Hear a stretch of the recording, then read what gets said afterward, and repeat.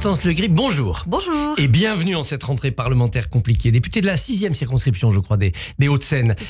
Aujourd'hui passe à l'Assemblée, en bureau de l'Assemblée, un texte un peu étrange. C'est la demande de destitution du président de la République, formulée par des députés LFI et écologistes, parce qu'ils reprochent au président d'avoir en quelque sorte trahi le pays, violé la Constitution en ne nommant pas Lucie Castet. On apprend que les socialistes vont voter oui à cette destitution, du moins en bureau, pour qu'elle aille en débat. En débat, ils voteront non. Curieux, non ? Très curieux, oui, tout à fait. J'ai lu hier le communiqué de presse des socialistes, extraordinairement alambiqué, qui explique qu'ils vont voter pour la recevabilité, mais que ça ne veut pas dire qu'ils sont d'accord sur le fond. Mais en même temps, ils pensent quand même que c'est peut-être le moment de faire passer des messages, etc. etc. C'est très alambiqué. C'est à l'image de ce qu'est devenu, je crois, le Parti socialiste, en tout cas le groupe socialiste à l'Assemblée nationale, du grand n'importe quoi. Ils sont à la remorque des LFI ? Ils sont assez soumis, oui, je trouve, en tout cas Olivier Faure et celles et ceux qui décident encore pour le groupe socialiste, je trouve qu'ils sont assez soumis à la France insoumise, oui. Bon, il n'y a aucun risque que cette destitution aboutisse, il faut 2/3 des députés, etc. Aucun. C'est un processus très complet. Absolument aucun. Néanmoins, ça dit quelque chose de l'ambiance qui vous attend tous au Parlement pour la rentrée.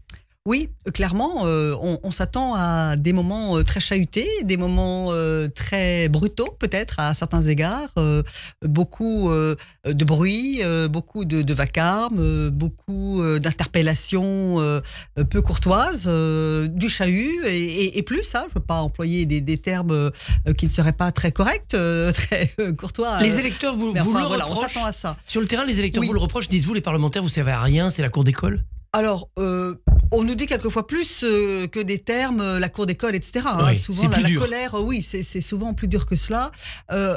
Tous les électeurs ne mettent pas tous les parlementaires dans le même panier. Hein. Il faut dire les choses.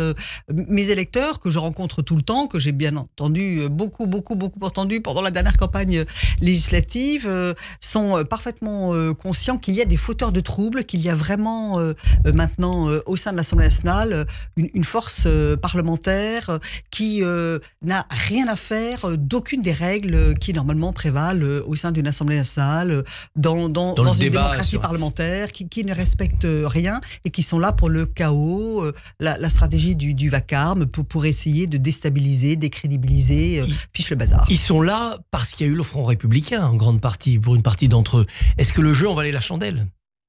C'est une question qu'on peut commencer à se poser. Ça serait à refaire ? Les débats dans les partis, les débats avec les électeurs ne seraient pas les mêmes. Peut-être que les électeurs ne regarderaient pas les choses de la même façon. Alors, en même temps, l'objectif numéro 1 du Front républicain, c'était d'empêcher une majorité pour le Rassemblement national. Peut-être qu'il y a toujours cette volonté-là, et absolument. On verra comment les choses évoluent. Je ne veux pas préjuger de ce que penseront les électeurs, mais ça, c'est quelque chose qui, je crois, toujours assez fortement ancré, en tout cas chez beaucoup des électeurs et des électrices qui composent ma circonscription, qui ne veulent pas l'extrémisme de droite au pouvoir. Bon, mais une fois qu'on a dit ça, comment les choses se présenteront ? Et effectivement, il est clair qu'on voit bien que la stratégie du chaos, le vacarme, le désordre que prône en permanence la France insoumise à l'Assemblée comme ailleurs, font de plus en plus peur. Il faut dire les choses comme elles sont, sans parler en plus de thèses, de positions, c'est de deux harangues. peurs l'une contre l'autre. Voilà, et qu'il y a peut-être une peur qui est en train de devenir plus importante qu'une autre. Les négociations continuent pour former un gouvernement. Ça a l'air compliqué pour Michel Barnier, notamment parce que il y a cette gourmandise des Républicains. Il y a 3 semaines, ils ne voulaient pas participer du tout à aucun gouvernement, et là, ils veulent beaucoup de postes. Vous êtes une ancienne des LR, comment vous interprétez cet appétit retrouvé ? Alors, je comprends que, se disant que l'un des leurs, n'est-ce pas, est à Matignon, les dirigeants, les Républicains se disent d'une certaine manière c'est assez inespéré, c'est quasiment miraculeux, et donc essayons de monter très très vite dans le bateau et essayons d'avoir le maximum d'influence. Néanmoins, la volte-face à laquelle vous faisiez allusion, savoir la position qu'avait prise de manière très très nette, notamment Laurent Wauquiez, de ne pas participer, de ne pas vouloir entrer dans un moment où il y aurait des gens qui ne penseraient pas exactement pareil, etc. Et je crois assez difficile à comprendre pour bien des électeurs. Et du coup, il y a une volte-face, un retournement, et tout va un peu trop vite. Et il y a maintenant effectivement peut-être une avidité à s'emparer et à faire savoir qu'on a envie de s'emparer des principaux postes ministériels, est-ce qu'il faut qui quand n'est pas même tout à fait raisonnable. Est-ce qu'il faut leur donner ce qu'ils demandent ? Est-ce que c'est le temps de la droite ? C'est à Michel Barnier d'apprécier exactement comment il doit composer le gouvernement de la République française. Je n'oublie pas, et je pense qu'il n'oublie pas un quart de seconde. Il a de l'expérience et une certaine hauteur de vue, et il connaît bien, je dirais, les dessous de la comédie humaine, y compris en politique. Je pense qu'il n'oublie pas, et moi je n'oublie pas qu'il faut composer un gouvernement réuni, rassemblé, équilibré, pluraliste, et que ce n'est pas le temps d'une famille politique en particulier, fût-ce la sienne, qui n'a somme toute à l'Assemblée nationale que 47 députés. Ça doit être très large comme rassemblement, mais on attend les gens de gauche qui pourraient y rentrer. Il n'y en aura pas, ils ne veulent pas. Moi, je souhaite, et j'ai souhaité, et je souhaite toujours qu'effectivement, ce soit un gouvernement très large et qu'il soit ouvert à des personnalités de la gauche républicaine. Alors effectivement, je ne veux pas faire de name dropping, mais on entend qu'il y a des personnalités, des hommes et des femmes politiques, des élus engagés qu'on connaît, qui ont une certaine notoriété, qui ont refusé.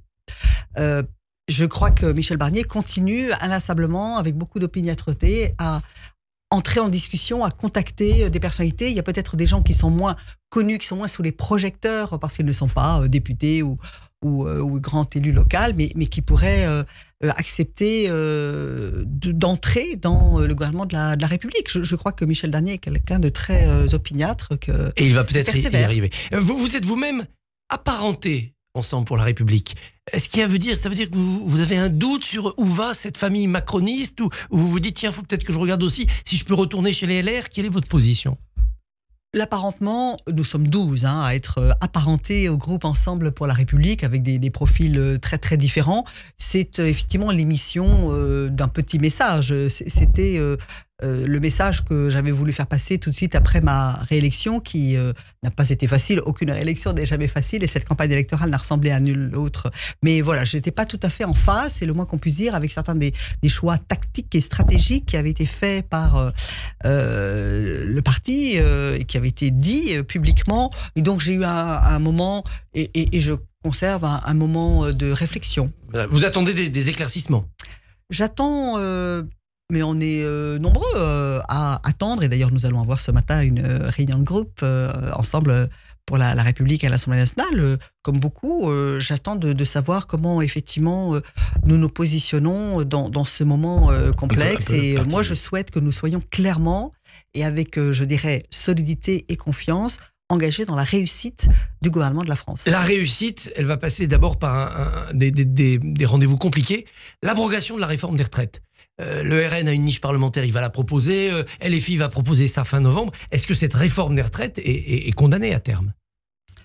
Alors, une réforme des retraites aussi importante et aussi essentielle que celle que nous avons menée, j'en suis parfaitement consciente, a suscité de l'impopularité et plus que des réserves, c'est le moins qu'on puisse dire, y compris au sein du Parlement. Mais le Parlement, c'est composé de l'Assemblée nationale et du Sénat. Une loi, pour être défaite, doit être votée, abrogée, tant par l'Assemblée nationale que par le Sénat. Voilà, c'est pas si simple que ça d'abroger. Ça n'est pas si simple que ça. Maintenant, moi, je me mobiliserai avec beaucoup d'autres pour que nous puissions repousser cette abrogation qui me semble aller tout à fait contre les intérêts de notre pays et de notre système de retraite par répartition. Alors, il y a le rendez-vous du budget aussi, qui va être extrêmement compliqué. Ça peut faire tomber un gouvernement. C'est le moment délicat, c'est l'heure de vérité, effectivement, de savoir comment nous allons réussir à faire adopter la loi de finances. Bien sûr, nous nous y préparons, nous pensons quasiment qu'à cela. Je suis membre de la commission des finances. Alors nous attendons bien sûr le projet de loi de finances, mais ça ne nous empêche pas de commencer à préparer toute une série d'étapes parlementaires, et nous ne pensons plus qu'à ça, oui, à la commission des finances. Alors vous avez été députée européenne. Et il se trouve que vous avez remplacé à l'époque Michel Barnier, Absolument. Qui partait à la Commission européenne. C'est ça qui a fait de vous une députée. Succédé, voilà. Pour être tout à fait modeste, je lui ai succédé. Vous avez remonté sur la liste. C'est ça. Quelle est votre analyse de ce personnage, Michel Barnier, que vous avez soutenu d'ailleurs aussi lors de la primaire pour la présidentielle 2022? Absolument, tout à fait. C'est un homme de très grande envergure, en fait, qui est... c'est ce que je crois, et c'est pour ça que je l'ai accompagné à plusieurs reprises et que j'ai eu grand plaisir à travailler avec lui quand il était commissaire européen sur des dossiers très très importants, qui a une vraie capacité à voir loin, déjà, avoir des idées assez claires sur où il veut aller, le chemin qu'il veut tracer, et qui en même temps, ça a été beaucoup dit déjà, mais je tiens à le redire, est plein d'humanité, plein d'écoute, plein d'empathie, un homme de dialogue, on l'a dit, très accessible, qui s'intéresse réellement aux gens et qui sait aller vers eux, les écouter, Voilà, donc c'est ce Il aura mélange. votre soutien. Clairement, il aura votre soutien à l'Assemblée, enfin, selon Oui. le texte qu'il va proposer, mais quand même. Oui, moi je souhaite vraiment que le gouvernement de la France, que le gouvernement de Michel Barnier réussisse. Je pense que nous sommes très très nombreux, pas qu'au Parlement. C'est ce que j'entends aussi quand je rencontre mes électeurs, quand j'écoute ce qui se dit ici ou là. Je crois qu'il y a chez nos compatriotes un vrai refus des petits jeux politiciens, des combinaisons d'appareils, des projections par rapport à l'échéance électorale de ceci, l'échéance électorale de cela, le devenir présidentiel que certains s'imaginent. La volonté de voir les hommes et les femmes de bonne volonté se retrousser les manches et travailler ensemble. Et donc là, en l'occurrence, concrètement, travailler aux côtés de Michel Barnier. La France a dû changer son commissaire européen. Thierry Breton, en quelque sorte, a été récusé par Ursula von der Leyen. Et c'est donc Stéphane Séjourné qui va le remplacer. Ça signe la faiblesse de la France en Europe, la faiblesse d'Emmanuel Macron autour de la table en Europe? C'est un moment qui n'est pas très satisfaisant. Je dis les choses comme je le pense. Effectivement, moi, je regrette infiniment la démission de Thierry Breton. Bon commissaire, énergique. Très bon commissaire, lui aussi une vraie vision. Il a fait énormément, il a vraiment porté les sujets de souveraineté industrielle, de souveraineté numérique. Il a vraiment été une force motrice et il a joué un rôle très important. Il avait une énergie, une capacité à convaincre, à entraîner qui était vraiment à signaler. Et moi, je tiens à lui rendre hommage. Donc, je regrette l'enchaînement des circonstances, que la mésentente, puisque c'est un petit peu de cela dont il s'agit manifestement, entre Ursula von der Leyen et Thierry Breton ait produit cet effet-là. Et Emmanuel Macron n'a plus les moyens d'imposer ses choix. Le groupe Renew s'est affaibli en Europe. Il y a progression de toutes les familles politiques de la droite extrême et de l'extrême droite au sein du Parlement européen. Dans notre pays, comme dans les autres pays européens, c'est assez flagrant. Donc ça a changé la coloration politique du Parlement européen, c'est incontestable. C'est par-delà les positions d'Emmanuel Macron, des uns et des autres, une donne nouvelle à laquelle il faut qu'on fasse face partout en Europe et aussi au sein du Parlement européen. Cette progression de certaines forces de plus en plus eurosceptiques. La une de Libération est cruelle ce matin. Allô Ursula, j'ai un copain recasé. Ça illustre comment Emmanuel Macron envoyait Stéphane Séjourné comme commissaire européen. Injuste, j'ai vu excessif, ça. Caricatural, excessif, oui. On peut encore peser sur les choix de l'Europe, nous, petits Français? D'abord, moi, je ne me résous pas à penser que l'expression petit Français soit adéquate, pardon de le dire. Nous sommes toujours des contributeurs importants, y compris en termes budgétaires. Nous sommes puissance nucléaire, membre permanent du Conseil de sécurité, membre fondateur. Oui, nous pouvons et nous devons continuer à peser. Eh bien, Constance Le Grip, merci, bonne journée. Radio J, retrouvez